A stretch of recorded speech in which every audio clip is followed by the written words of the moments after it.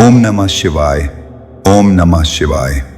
भक्तों, अब मैं आपको शिव पुराण की एक ऐसी कथा सुनाने जा रहा हूं जिसे सुनकर पापी से पापी जीव का भी हृदय कांप उठता है और जिसे सुनकर भगवान शिव स्वयं करुणा से भर उठते हैं।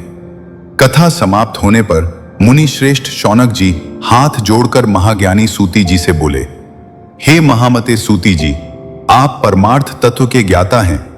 आज आपकी कृपा से हमने यह निश्चय पूर्वक जान लिया है कि इस भूतल पर इस कथा के समान कोई दूसरा कल्याणकारी साधन नहीं है। अब कृपा करके बताइए, कलयुग में इस कथा के श्रवण से कौन कौन से जीव शुद्ध होते हैं और ये कथा कैसे इस अंधकारमय संसार को प्रकाशित करती है। सूति जी बोले, हे शौनक, ध्यानपूर्वक सुनो। जो मनुष्य पापी है, दुराचारी है, काम क्रोध लोभ में निरंतर डूबा हुआ है, वह भी शिव पुराण के श्रवण मात्र से शुद्ध हो जाता है। इस सत्य को समझाने के लिए प्राचीन काल में महर्षि एक अद्भुत इतिहास सुनाया करते थे। प्राचीन समय की बात है। एक नगर में देवराज नाम का एक ब्राह्मण रहता था। वह ज्ञान से दुर्बल, अत्यंत दरिद्र, रस बेचने वाला और वैदिक धर्म से विमुख था। उसने स्नान, संध्या, जप तप सब त्याग दिए थे। वह वेश्यावृत्ति में लिप्त, ठग और छल से लोगों का धन हड़पने वाला बन गया था। ब्राह्मण, क्षत्रिय, वैश्य, शूद्र, कोई भी उसके छल से न बच सका। परंतु हे मुनि, उस पापी के भीतर एक सूक्ष्म पुण्य शेष था। एक दिन घूमते घामते वह प्रतिष्ठानपुर पहुंचा। वहां एक प्राचीन शिवालय में बहुत से साधु महात्मा एकत्र थे। देवराज भी वहीं ठहर गया। उसी समय एक ब्राह्मण शिव पुराण की कथा सुना रहा था। देवराज का शरीर दर्द से तड़प रहा था, परंतु उसके कान कथा से हट नहीं पाए। वह अनजाने में ही श्रवण करता रहा। कुछ समय बाद अत्यंत पीड़ा से देवराज की मृत्यु हो गई। तुरंत यमराज के दूत आए, पाश में बांधकर उसे बलपूर्वक ले जाने लगे। तभी आकाश से भयानक तेज प्रकट हुआ। भगवान शिव के पार्षद प्रकट हुए।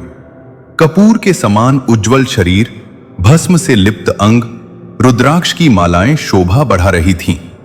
उन्होंने यमदूतों को कठोर शब्दों में रोका, धमकाया और देवराज को छुड़ा लिया। उसे दिव्य विमान पर बिठाया गया। सारा लोक कोलाहल से गूंज उठा। धर्मराज यम स्वयं बाहर आए। शिवगणों का विधिपूर्वक पूजन किया और ज्ञान दृष्टि से सारा रहस्य समझ लिया।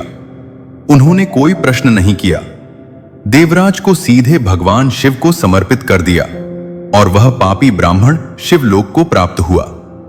शौनक जी बोले, हे सूति जी, इस कथा को सुनकर मेरा हृदय आनंद से भर गया है। कृपा करके शिव भक्ति बढ़ाने वाली एक और कथा सुनाइए। सूति जी बोले, हे शौनक, अब मैं एक गोपनीय कथा कहता हूं। समुद्र तट के निकट एक ग्राम था, जहां लोग वैदिक धर्म से विमुख, विषय भोगों में डूबे, कुटिल और व्यभिचारी थे। वहीं चंचला नाम की एक स्त्री रहती थी। उसका पति दुराचारी था। लंबे समय तक उसका संग करते करते चंचला भी पाप मार्ग पर चल पड़ी। एक पुण्य पर्व पर वह तीर्थ पहुंची। वहां एक ब्राह्मण शिव पुराण की कथा सुना रहा था। कथा में नरक के भयावह दृश्य सुनाए जा रहे थे। तप्त लोहे, यम यातनाएं, दंड। यह सुनते ही चंचला कांप उठी। कथा समाप्त होने पर वह ब्राह्मण के चरणों में गिर पड़ी। मैं पाप में डूबी रही, मुझे बचा लीजिए। आप ही मेरे गुरु हैं, आप ही पिता, आप ही माता। उसका हृदय पश्चाताप से विदीर्ण हो गया। ब्राह्मण बोले, पुत्री, डरो मत। जो पश्चाताप करता है और शिव कथा का आश्रय लेता है, उसे महादेव अवश्य स्वीकार करते हैं।